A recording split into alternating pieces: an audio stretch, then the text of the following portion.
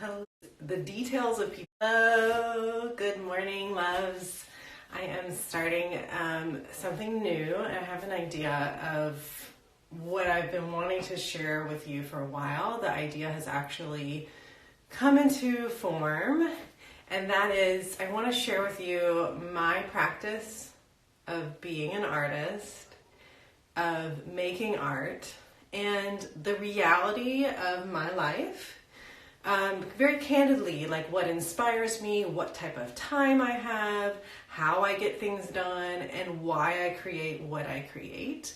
Because one of the things that I find most interesting in the entire world is the details of people's lives more than like the final product of what they do, right? So I really like the glittery, like here's what I've done, but I often find myself even on Instagram, where this is broadcasting right now, sometimes writing to artists like, wait, what did you do with your 3-year-old while you were painting? Or what happened? Like you said they were in the studio with you. Where were they? So I'm often wanting to know these little details because it makes sense to us, right? In terms of inspiration, in terms of like how we create, to know that we're not alone. So I am beginning this for you now. It's called, maybe I'm going to call this Studio Diaries. I think I will.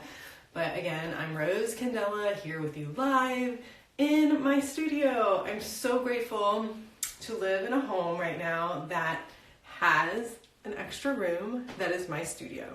And so you'll see behind me is actually an old dresser that I've conformed into being a place where I store my finished products, my art. It's kind of like I'm totally losing the word for this, and I worked as an archivist for many years. Flat file, thank you. So that's what's back there, and some inspiration on my wall. And what I'm going to do in this video is flip the camera down so you can see what I'm working on today. So my son is being taken care of by somebody else. He's not in this room. I'm so thankful for that because he loves his other life outside of just being here. We do make art together too. You've probably seen some of those videos. But what happens is that it's not very structured in terms of like, we're gonna have 10 minutes and I'm gonna do this. He's 3, right? So he will often want to move to something else really quickly. So that's when I play with being okay with the mess, being okay with being in the flow. And that's life there. But here I have some time to myself. So I have before me, which I'll flip the camera down and you'll be able to see, 2 sketchbooks out, because one of them I am going to be doing to, sorry, my husband's texting me. Let me know. Oh, okay. He's downstairs. He's a professional musician. We're both doing our thing right now. Real life. So I'm working on some sketchbooks today, and one of them is a graphite piece, so there's not going to be a lot of movement there. And then I'm going to do some watercolors. And right now, the reason I'm using my sketchbooks is because I don't have any big pieces of paper to work on. I'm going to the art supply store hopefully tomorrow. And now my mom is texting me. Oh my goodness, I love this life. None of this is urgent, so I'm going to get to it later. And yeah, I haven't gone to the art supply store, y'all. And actually, some of the videos you've seen me post lately on my Instagram feed and in my blogs, rosecandela.com is where I blog every week. I'm actually painting on the back of some old pieces because I'm resourceful like that. And also those pieces haven't moved in a really long time in terms of being sold. They're just being stored in my storage area, which one day I will share with you what my storage situation looks like in this room.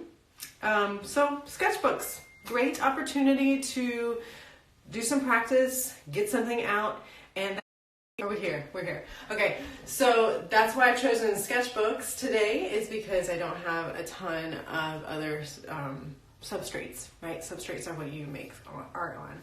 But if you don't have anything either and you're feeling the urge to create, you can use the back of a sheet of paper. Just know that paper that comes out of your printer is going to buckle underwater, meaning it's going to ripple. If that's okay, sometimes the final product is not what you're creating.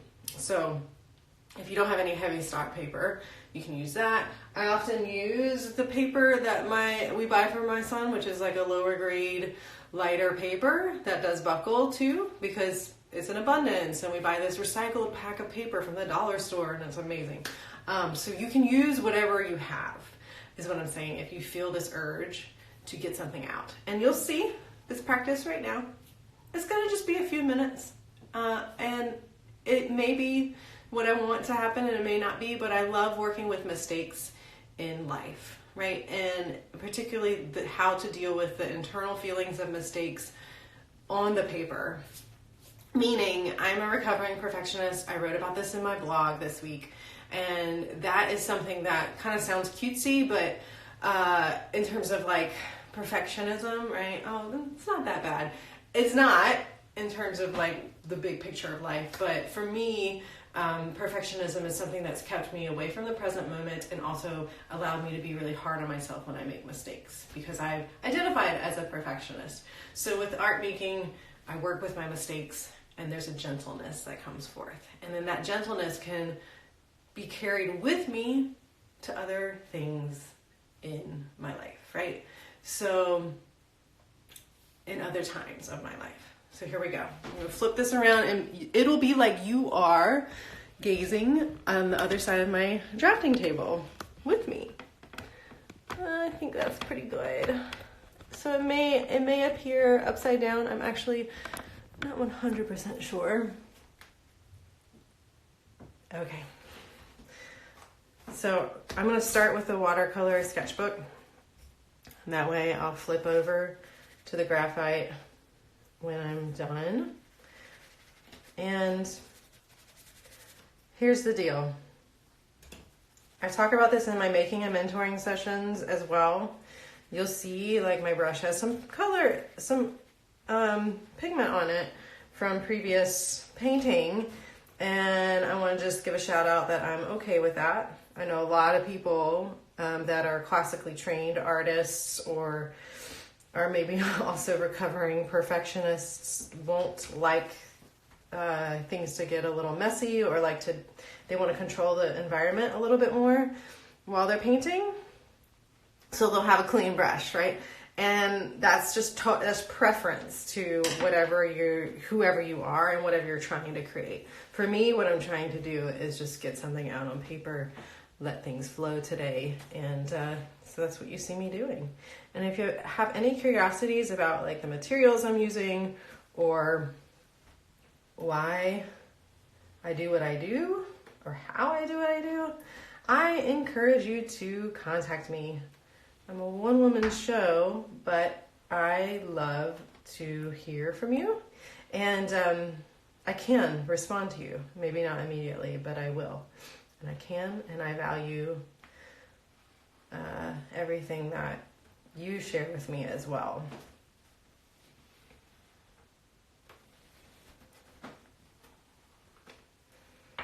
Okay, so now I'm just gonna add a little bit more water.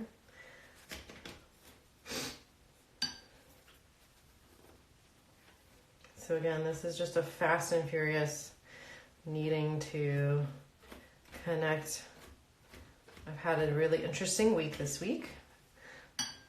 In terms of not so amazing, but also when I step back and look at it, everything and everybody's safe and well, and for that I'm very grateful. My son had a few things come up in his life, health, that we had to deal with, and as a mother, or as anybody, we often, in the moment of needing to do something quickly, to react quickly, can call upon a part of ourselves that maybe is like flight or fight-ish. And I call upon that sometimes to make quick choices. And so I've just been feeling like a little worn out from adrenaline afterwards. I don't mean to be vague, but I also respect my son and his privacy, even though he's 3. So I don't want to like talk about everything that's going on in our lives. But anyways, so hey, have you ever experienced that? Having to call upon an anxious tendency in order to do something quickly in the moment? I think that's pretty normal. I just want to say that I experienced that, and I also feel like a lot of people operate that way because it's normal. That's why that system is in our bodies, is in order to make quick decisions. Okay, I'm going to let that dry for a minute. I'll put it somewhere so you guys can see it. But I'm working on a face over here. I've already started it a little bit, but these are just so hard to see from far away. You see that still? So the sketchbook practice, it's pretty interesting for me, because I tend to overlook the importance of it, of like keeping record, trying out some ideas, right? Because that's really what I'm doing here, is like working out ideas that probably will be produced on paper. It's an interesting type of paper. It's pretty lightweight. Oops, see, I'm getting smudges everywhere.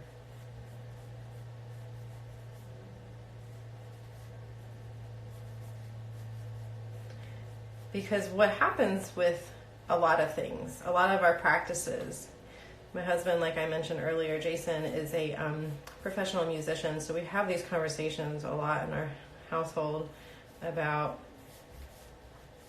practice. And muscle memory is a big aspect of practicing, like why we practice, so that we can remember how we did something when it's time to